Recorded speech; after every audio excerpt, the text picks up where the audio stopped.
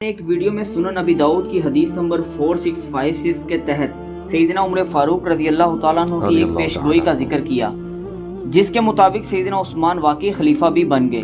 اس پیش گوئی کو ہم سیدنا عمر فاروق کی کرامت کہیں گے یا کشف اور علم غیب سے تعبیر کریں گے؟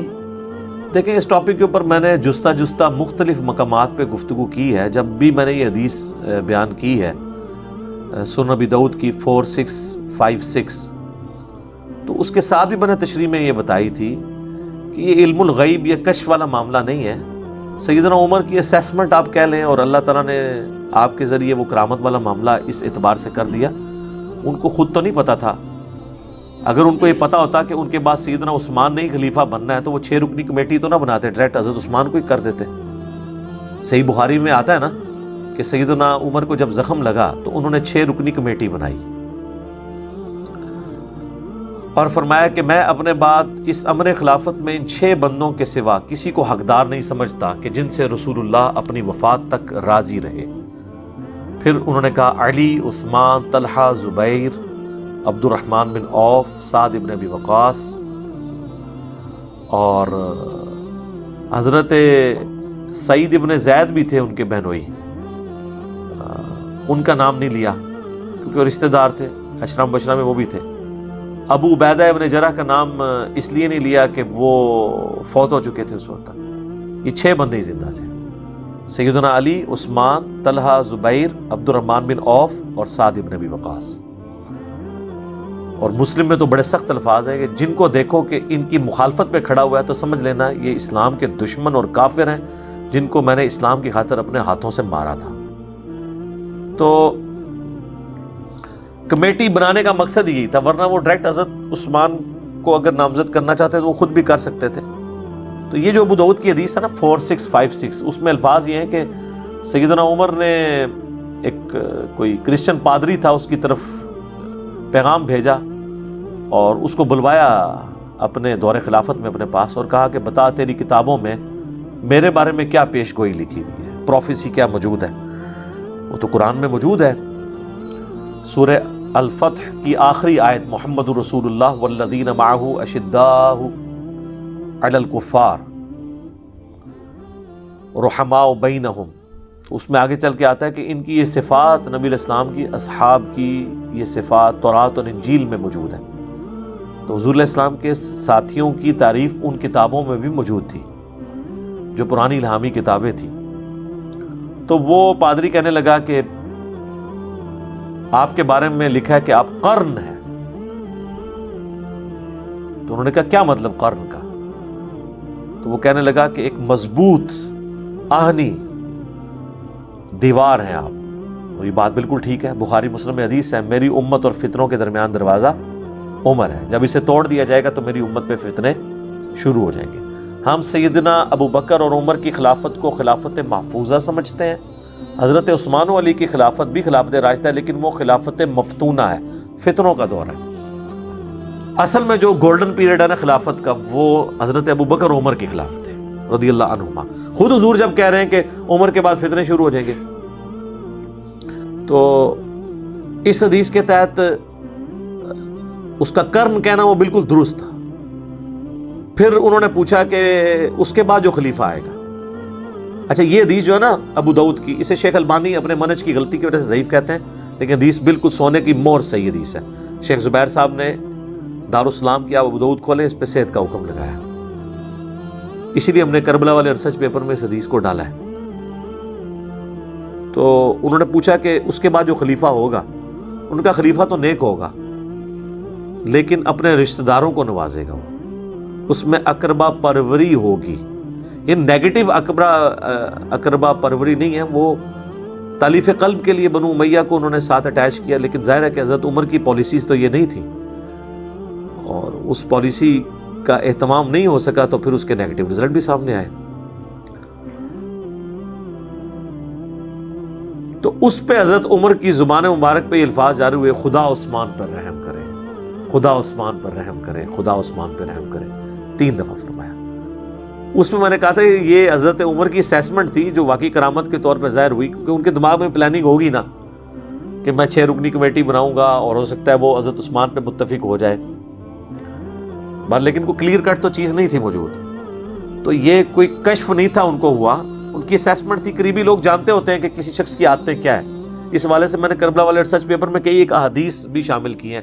حضرت عثمان کا جو اپنے رشتہ داروں کے ساتھ نرمی والا رویہ تھا حضور کی مبارک زندگی میں بھی, اور اس کی وجہ سے ان کو بعد میں کیا نقصان اٹھانا پڑا, وہ آج ٹاپک نہیں ہے. آپ میرے یوٹیوب پہ ویڈیو دیکھ سکتے ہیں سیدنا عثمان کی شہادت کے اصلی اسباب. ایک تو جعلی اسباب کہتے ہیں, عبداللہ بن سبا تھا, وہ بعد میں آیا ہے, وہ حضرت علی نے اسے قتل کروایا ہے. حضرت عثمان کے گورنر بنو امیہ کے جو تھے, ان کے اپنے گورنر, وہ ان کی شہادت کا سبب بنے. ان کی غلط پالیسیز اور ایٹیچیوڈ جو تھا گورنروں کا. تو وہ 3 دفعہ ان کی زبان سے یہ الفاظ نکلے. باقی اگر کوئی کہتا ہے یہ ان کا کوئی کرامت اس حوالے سے ہے کہ ان کو کشف ہو گیا تھا, تو یہ غلط ہے. صحیح بخاری میں کتاب الشہادات چیپٹر میں حدیث موجود ہے. سیدنا عمر کہتے ہیں جب تک رسول اللہ ہم میں موجود تھے تو وحی کے ذریعے بھی ہم کسی کے دل کے اعتبار سے, اس کی زبان کے اعتبار سے فیصلہ کر دیتے تھے. اللہ وحی کے ذریعے اپنے نبی کو بتا دیتا تھا. جب سے حضور فوت ہوئے ہم ان کے ظاہر پہ فتویٰ لگائیں گے اور دن کا معاملہ اللہ کے اوپر چھوڑیں گے. ہمیں نہیں پتا کسی کے دل کے اندر کیا ہے. تو حضرت عمر تو خود اپنے کشف کی نفی کر رہے ہیں. لہٰذا یا ساریت الجبل والی روایت جو دلائل النبوہ امام بیہقی کی کتاب سے پیش کی جاتی ہے, جو مشکات میں بھی 3 جلد کے اندر موجود ہے, اس کی 2 اسناد ہیں, دونوں ضعیف ہیں. تو ایک میں تدلیس کا ایشو ہے, دوسری روایت جو وہ ضعف کی وجہ سے ضعیف ہے. اس پہ شیخ زبیر صاحب نے پورا مضمون بھی لکھا ہوا ہے. دونوں روایتیں جو ہے نا وہ ضعیف ہیں. تو وہ یا ساریت الجبل والی بھی روایت کوئی ثابت نہیں ہے. تو بخاری میں جب آ گیا کہ انہوں نے کہا کہ ہمیں تو نہیں پتا, ہم تو اللہ کے سپرد کرتے ہیں دلوں کا معاملہ, ہم تو ظاہر پہ بات کرتے ہیں. یہاں پہ بھی ان کی اسیسمنٹ تھی. پھر انہوں نے پادری سے پوچھا کہ اس کے بعد جو خلیفہ بنے گا, تو اس نے کہا کہ وہ تو لوہے میں لپٹا ہوا شخص ہوگا. تو حضرت عمر کو غصہ آیا, انہوں نے کہا بدبودار کیا کہہ رہا ہے تو, لوہے میں لپٹا ہوا. تو کہنے لگا کہ وہ خلیفہ تو بڑا نیک ہوگا, لیکن اس کی زندگی پوری جنگوں میں گزرے گی, کیونکہ تلوار نیام سے باہر آ چکی ہوگی. وہ تو خود نیک ہوگا, کوشش کرے گا اس سسٹم کو بچانے کی, لیکن معاملات ہینڈل نہیں ہوں گے, خون بہنا نہیں رکے. لوہے میں لپٹا ہوا یعنی وہ اس کو خلافت سنبھالتے ہی زیرہ پہننی پڑ جائے گی. تو پھر مولا علی کو جنگ جمل صفین نہروان لڑنی پڑی ہے نا. اب دیکھیں نا, تو وہ تو پہلے ہی پریڈکشن موجود تھی کہ ان پہ یہ مشکل وقت آنا ہے. تو اس حدیث کے تحت بعض لوگوں نے کہا کہ حضرت عمر کو کوئی شاید کو کشف ہو گیا تھا. کشف نہیں ہوا تھا, بلکہ ان کی ایک اسیسمنٹ تھی کہ حضرت عثمان میں یہ کوالٹیز پائی جاتی ہیں, خدا عثمان پہ رحم کرے کہ وہ ایسا یعنی معاملہ ان سے نہ ہو. باقی یہ کہ وہ جو معاملات ہوئے اس کی وجہ سے پھر میں سمجھتا ہوں کہ سیدنا عثمان کی شہادت ان کی غلطیوں کا کفارہ بن گئی. اس حوالے سے آج کی ڈیٹ میں ہم انہیں کوئی متون نہیں کر سکتے. وہ بخاری میں بڑی ڈیٹیل حدیث ہے نا, ایک صحابی نے خواب دیکھا تھا کہ آسمان سے گھی اور شہد ٹپک رہا ہے اور رسول اللہ صلی اللہ علیہ وآلہ وسلم ایک رسی لٹکی ہے اس سے اوپر چڑھ گئے, اور پھر دوسرے شخص نے وہ رسی پکڑ لی, وہ بھی اوپر چڑھ گیا, یعنی حضرت ابو بکر. پھر تیسرے شخص نے رسی پکڑی, وہ بھی اوپر چلا گیا, یعنی حضرت عمر. پھر جب چوتھے شخص نے رسی پکڑی, یعنی حضرت عثمان, تو رسی ٹوٹ گئی. پھر حدیث میں الفاظ ہیں اس رسی کو اس کے لیے جوڑ دیا گیا, تو وہ پھر وہ بھی اوپر چڑھ گیا. تو یہ تکلیفوں والا تو معاملہ تھا نا. بخاری مسلم میں حدیث ہے, نبی الاسلام ایک باغ میں ایک کنویں کی منڈیر پہ بیٹھے ہوئے تھے, تو باغ کے دروازے پہ دستک ہوئی. وہ باغ آپ کا نہیں تھا, کسی صحابی کا تھا. آپ نے فرمایا جو کوئی بھی ہے نا اس کو جنت کی بشارت دے دو. دروازہ کھولا تو حضرت ابو بکر, تو انہوں نے کہا رسول اللہ نے آپ کے لیے جنت کی بشارت دی ہے. تو حضرت ابو بکر آئے, نبی الاسلام نے ان کو دائیں طرف بٹھا لیا اس کنویں کی منڈیر پہ. تھوڑی دیر بعد پھر دستک ہوئی, بخاری مسلم کے الفاظ ہیں, نبی الاسلام فرمایا اب بھی جو آیا نا اس کو جنت کی بشارت دو. دروازہ کھولا تو حضرت عمر, حضور علیہ السلام نے ان کو اپنے بائیں طرف بٹھا لیا. تیسری دفعہ جب دستک ہوئی تو آپ فرمایا اب جو آیا نا اسے بھی جنت کی بشارت دو, لیکن ان مصیبتوں اور تکالیف کے ساتھ جو اسے پہنچے گی. دروازہ کھولا تو حضرت عثمان تھے. یعنی حضور کو یہ بتایا گیا تھا کہ ان کے آخری وقت میں ان کو ان آزمائشوں سے گزرنا پڑے گا. اس صحابی نے حضرت عثمان کو کہا کہ میں آپ کے لیے جنت کی بشارت ہے، لیکن حضور نے کہا ان تکلیفوں کے ساتھ جن سے آپ کو گزرنا پڑے گا، ان فتنوں اور آزمائشوں کے ساتھ. تو ان کا میں اللہ کی پناہ میں آتا ہوں ان آزمائشوں کے اگینسٹ. تو آزمائش تو ٹال نہیں سکتے جو اللہ نے مقدر کی ہے. تو وہ راوی کہتے ہیں کہ دائیں بائیں تو جگہ ختم ہو چکی تھی، تو حضور کے سامنے حضرت عثمان آ کے بیٹھ گئے. تو راوی حدیث کہتے ہیں میں نے اس کی تعبیر یہ کی ہے کہ ابو بکر اور عمر حضور کے ساتھ دفن ہوئے ہیں، اور حضرت عثمان کی قبر جو ہے نا حضور کے قبر اطہر کے بالکل سامنے ہے، بقیع غرقد میں. ایگزیکٹلی آپ حضرت عثمان کی قبر پہ کھڑے ہونا، بالکل ناک کی سیدھ میں، روضہ شریف کی سیدھ میں ہے، وہ گنبد خضرا کے نیچے قبر مبارک ہے نا، ایگزیکٹلی وہاں پہ موجود ہے. تو ان آزمائشوں کا تو یہ نہیں پتا تھا کہ انہیں گزرنا پڑے گا. جامع ترمذی میں حدیث ہے، نبی الاسلام کے پاس سے ایک شخص گزرا جس نے سر پہ چادر اوڑھی ہوئی تھی، تو آپ نے اس کی طرف اشارہ کر کے فرمایا کہ فتنوں کے دور میں یہ شخص حق پر ہوگا. تو وہ صحابی کہتے ہیں میں نے دیکھا تو وہ حضرت عثمان تھے، تو میں نے حضرت عثمان کا چہرہ حضور کی طرف کر کے میں نے کہا کہ حضرت عثمان کے بارے میں آپ نے بات کی ہے؟ تو آپ نے فرمایا ہاں. پھر ترمذی میں حدیث ہے کہ حضرت عثمان نے کہا کہ مجھ سے رسول اللہ نے ایک عہد لیا تھا، میں اپنے اس عہد کے اوپر قائم ہوں حتیٰ کہ میں یعنی مر جاؤں، رسول اللہ کے پاس ملاقات کے لیے پہنچ جاؤں. وہ عہد یہی تھا کہ اس تکلیف سے تمہیں گزرنا پڑے گا، صبر کرنا.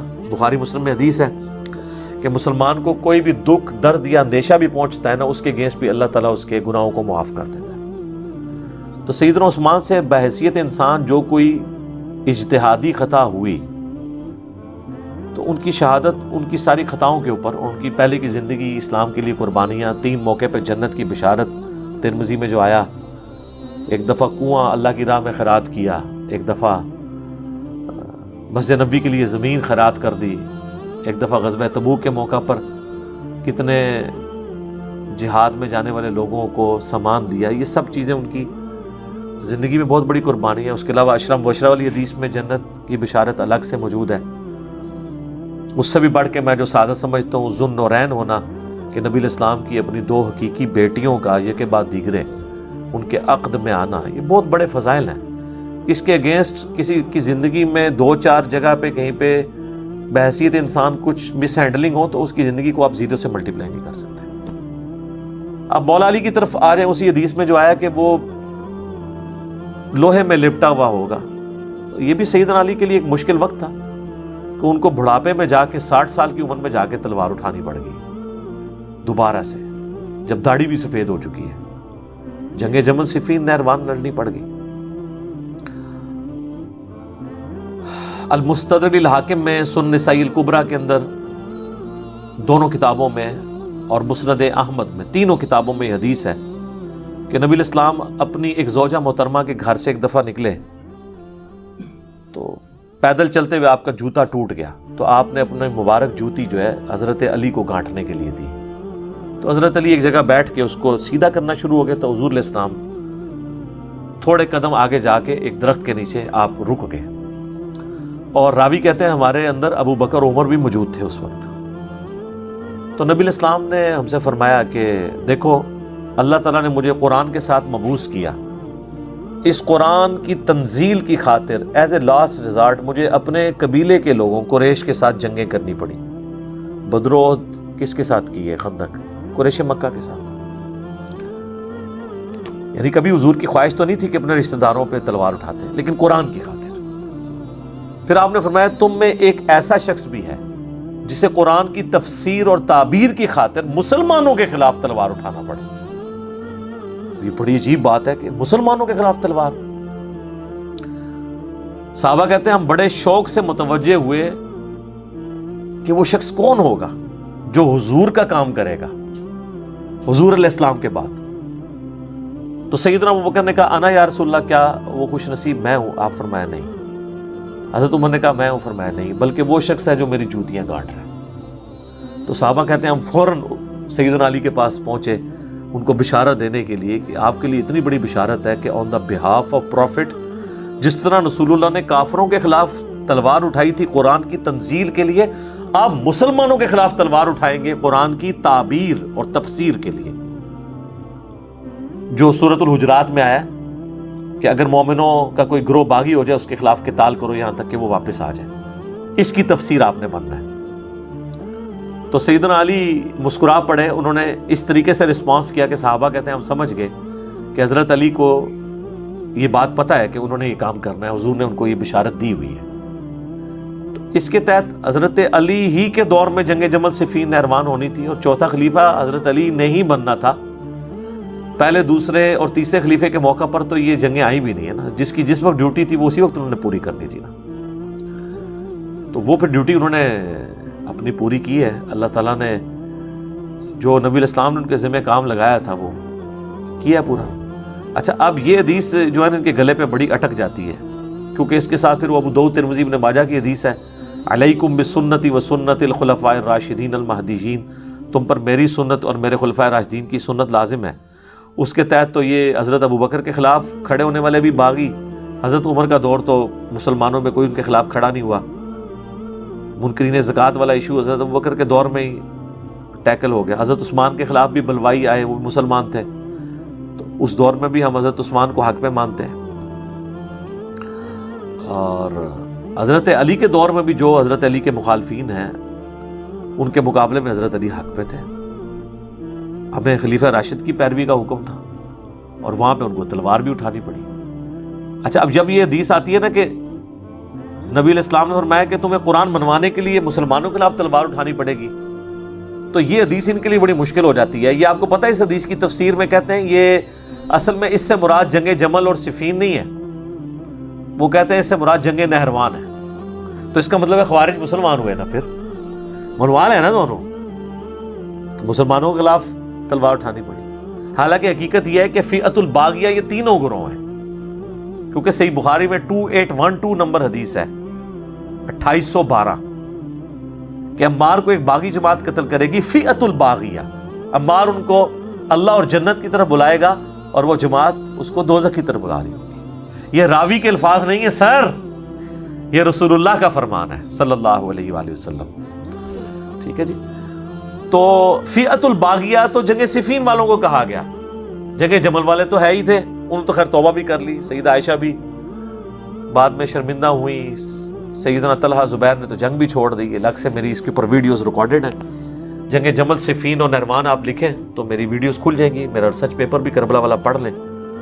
آج میرا ٹاپک نہیں ہے, میں اس کو اسی پہ کنکلوڈ کرتا ہوں اور اسی حدیث کی طرف واپس آتا ہوں. 4656 سیدنا عثمان کے بارے میں, حضرت عثمان رضی اللہ تعالیٰ عنہ کے بارے میں جو حضرت عمر کے کومنٹس تھے وہ کوئی کشف و الہام سے نہیں تھے, ان کی اسیسمنٹ کی وجہ سے. جیسے ساتھی لوگ آپس میں ایک دوسرے کو جانتے ہوتے ہیں کہ کسی کا ایٹیچیوڈ کس قسم کا ہے, تو اس طرح کے کئی ایک زندگی میں حضرت عثمان کے واقعات موجود تھے کہ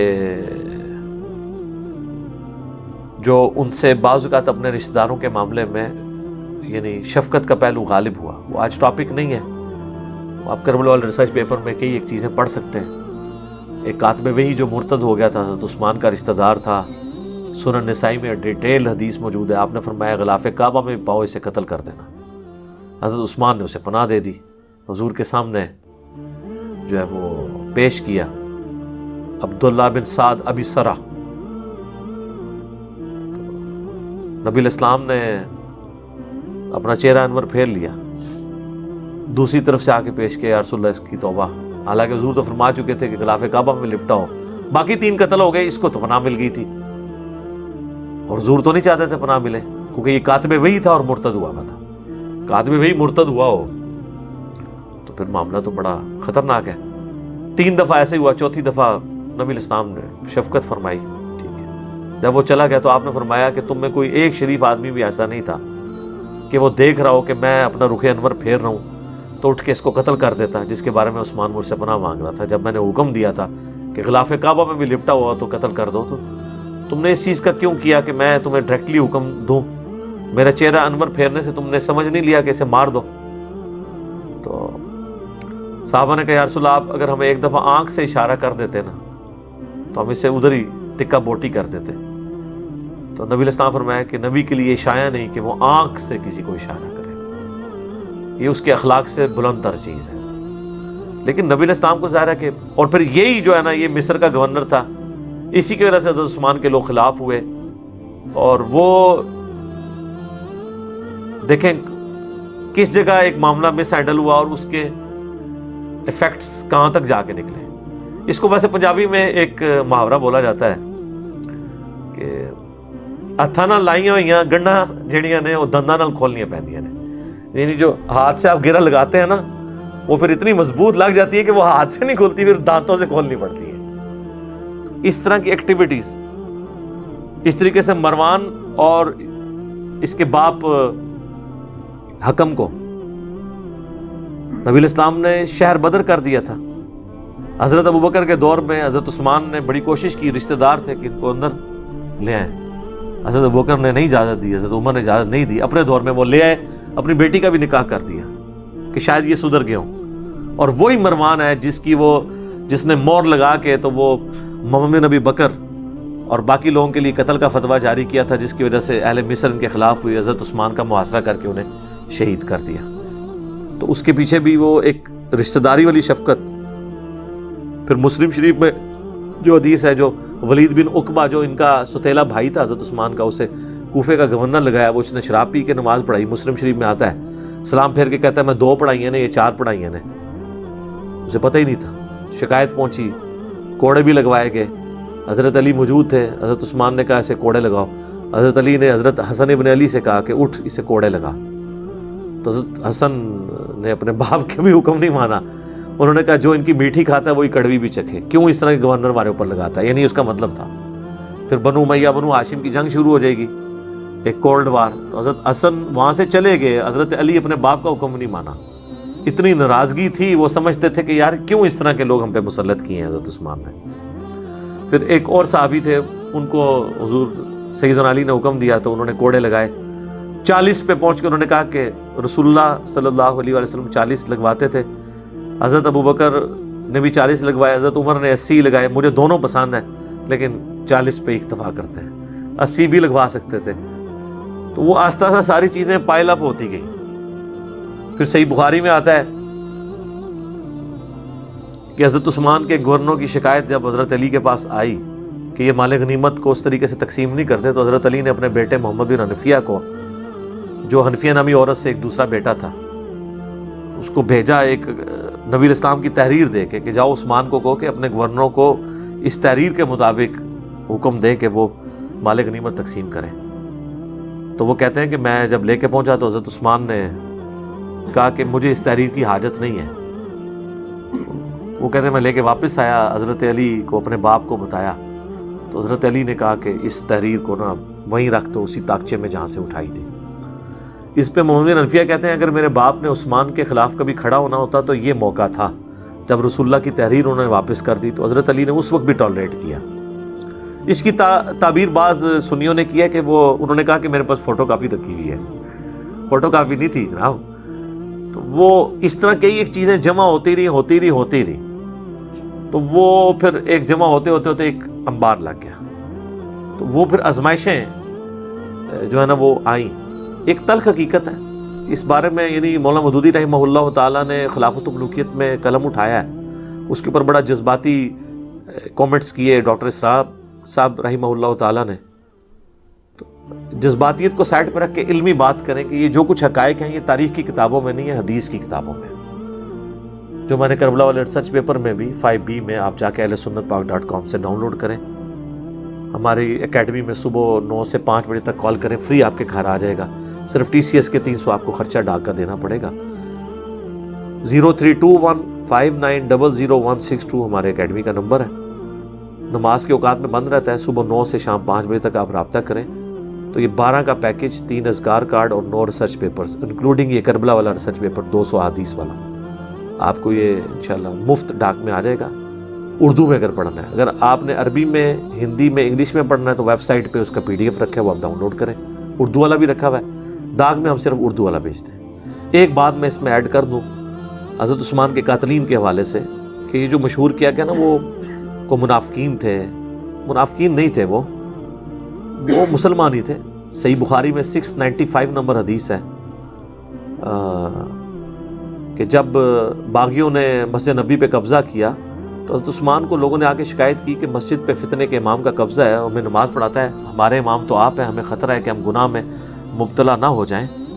تو حضرت عثمان نے کہا کہ نماز ہی مسلمانوں میں ایک نیکی کا کام ہے، نیکی کے کاموں میں ان کا ساتھ دو اور برائی میں ان سے الگ رہو۔ تو حضرت عثمان منافقین کے پیچھے کس طرح نماز پڑھنے کا کہہ سکتے تھے؟ منافق کا تو مطلب کافر ہوتا ہے۔ تو بلوائی جو تھے وہ مسلمان ہی تھے، ان میں کئی اصحاب بدر بھی تھے، اصحاب شجرہ میں سے بھی کچھ لوگ تھے۔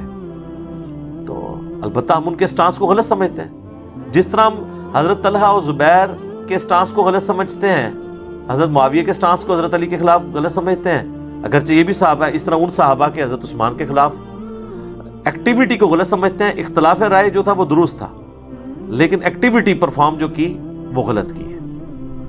تو یہ میں نے اس لیے کلیئر کرنا ضروری سمجھا۔ لوگ کہتے ہیں وہ جی مسند احمد میں ایک حدیث ہے کہ نبی علیہ السلام نے فرمایا کہ منافقین کوشش کریں گے تم سے وہ قمیض اتروانے کی۔ وہ منافقین وہ اصطلاحاً منافقین نہیں ہیں، وہ لغت کے معنوں میں آپ کہہ سکتے ہیں۔ اصطلاح والی منافقین تو اگر حضرت عثمان کو حضور نے کہا کہ منافقین تم سے اتروائیں گے تو آپ نے منافقین کے پیچھے نماز کی اجازت دینی تھی۔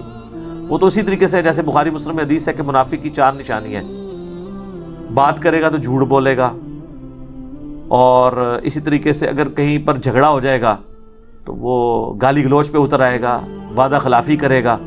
تو یہ تو ہمارے کئی کلمہ کو مسلمانوں میں موجود ہیں، منافقوں والی صفت تو ہے نا، لیکن یہ اعتقادی منافق تو نہیں، عملاً منافق ہے نا، عقیدے میں تو مسلمان ہے۔ اس طریقے سے وہ بلوائی بھی مسلمان تھے۔ تو یہ میں نے کلیئر کرنا اس حوالے سے ضروری سمجھا۔ اس پہ امام بخاری نے باب باندھا ہے کہ باغی اور بدتی کے پیچھے نماز کا حکم کیا پڑھ سکتے ہیں۔ اللہ تعالیٰ سے دعا ہے جو حق بات میں نے کہی اللہ تعالیٰ ہمارے دلوں میں راسخ فرمائے۔ اگر جذبات میں میرے منہ سے کوئی غلط بات نکل گئی تو اللہ تعالیٰ ہمارے دلوں ہی سے محو کر دے، ہمیں معاف بھی فرما دے، ہمیں کتاب و سنت کی تعلیمات پر عمل کر کے دوسرے بھائیوں تک پہنچانے کی توفیق عطا فرمائے۔ سبحانک اللہم و بحمدک، اشہد ان لا الہ الا انت، استغفرک و اتوب الیک، وما علینا الا البلاغ المبین۔ جزاکم اللہ خیرا۔